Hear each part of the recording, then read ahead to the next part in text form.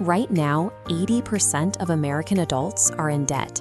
If we strip away mortgages, the average person is carrying around $23,000 in liabilities, and nearly half the country reports living paycheck to paycheck.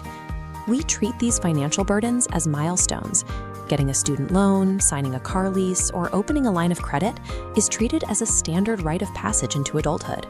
But this relies on a specific mathematical logic, the idea that if you can afford the monthly payment, you can afford the item.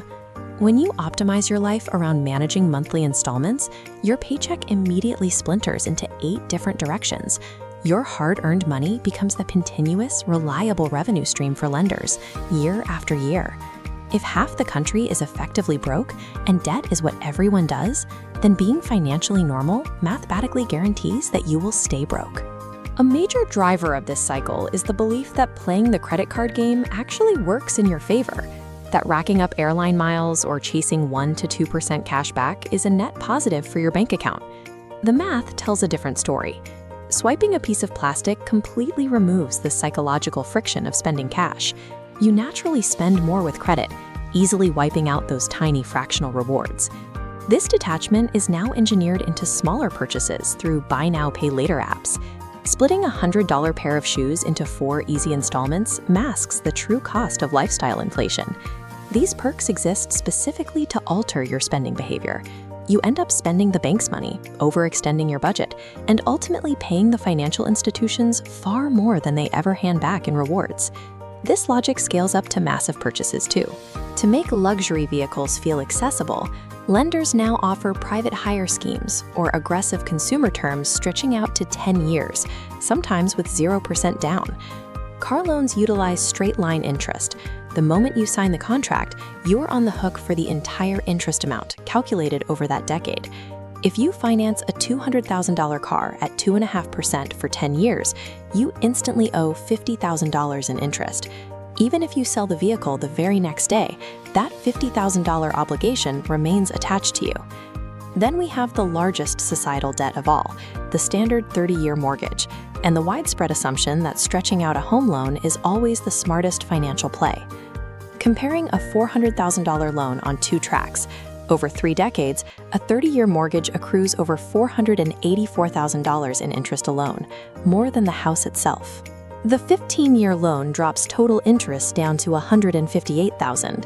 By optimizing your life for the lowest possible monthly payment, you multiply the total lifetime cost of your assets, secretly siphoning hundreds of thousands of dollars away from your own wealth.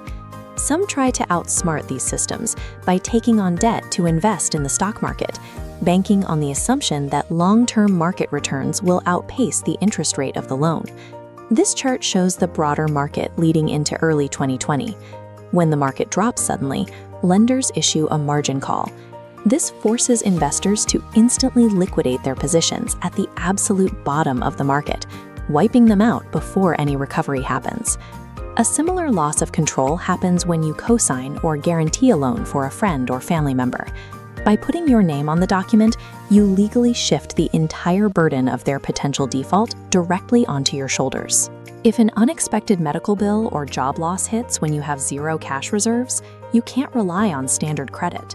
People are often forced into the arms of licensed moneylenders who can legally charge up to 48% annual interest just to survive a bad month. Leveraging debt removes your margin of error. It strips away your ability to wait out a storm, turning a temporary life hiccup or a sudden market dip into complete financial ruin. To mathematically eliminate debt, the first required shift is psychological. You have to defeat lifestyle inflation and abandon the pressure to keep up with everyone else's spending habits.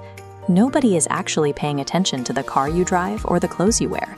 And if your expenses expand every single time you get a raise, you will never out-earn your bad habits. Your first defensive tactic is hoarding cash. Building a 3 to 12-month emergency fund, scaled to how volatile your specific industry is, creates a buffer so you never have to swipe a credit card during a crisis. Then you go on the offensive. You can use the snowball method, paying off your smallest balance first to build momentum, or the avalanche method, attacking the highest interest rate first to save the most money. Both systematically destroy the balances. To keep from falling back, you build behavioral guardrails. Automate your bill payments to protect your credit score, and switch strictly to debit cards or cash to enforce a hard physical limit on what leaves your wallet. Debt is a voluntary tax on your future. By rejecting the societal baseline and choosing to be weird with your money, you stop paying lenders,